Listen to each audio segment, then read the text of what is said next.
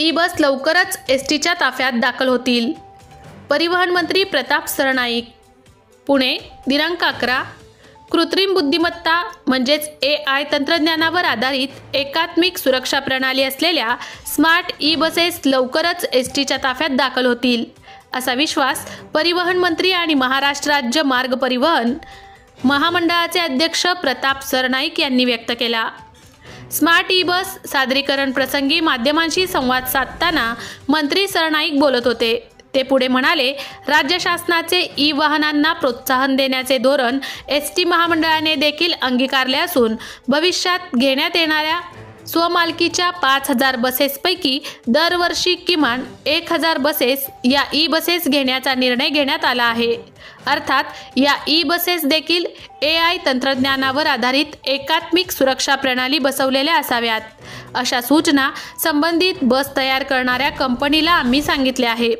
त्यानुसार त्यांनी उत्तर प्रदेश परिवहन महामंडळासाठी तयार केलेल्या स्मार्ट ई बसचे सादरीकरण करण्यात आले. नव्याने घेण्यात येणाऱ्या या स्मार्ट ई बसेससाठी विविध उत्पादकांकडून स्पर्धात्मक सादरीकरण मागवण्यात येणार आहेत, अशी माहिती देखील श्री सरनाईक यांनी दिली. नव्या ई बसमध्ये चालकांच्या हालचालीवर लक्ष ठेवणारे AI तंत्रज्ञानावर आधारित CCTV कॅमेरे बसवण्यात येणार आहेत.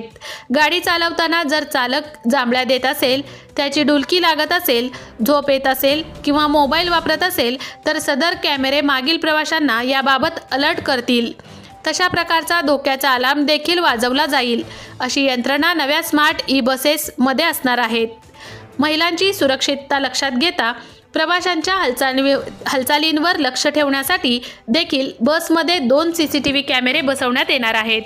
बसला अचानक आग लागल्यास ती आग अल्पावधीत विझवण्यासाठी फोम बेस अग्निशामक यंत्रणा बसमध्ये असावी, असे मत यावेळी मंत्री सरनाईक यांनी व्यक्त केले.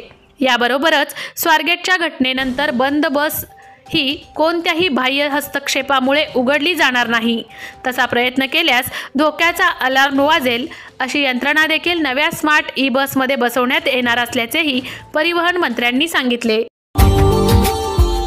Subscribe now and press the bell icon. Never miss an update.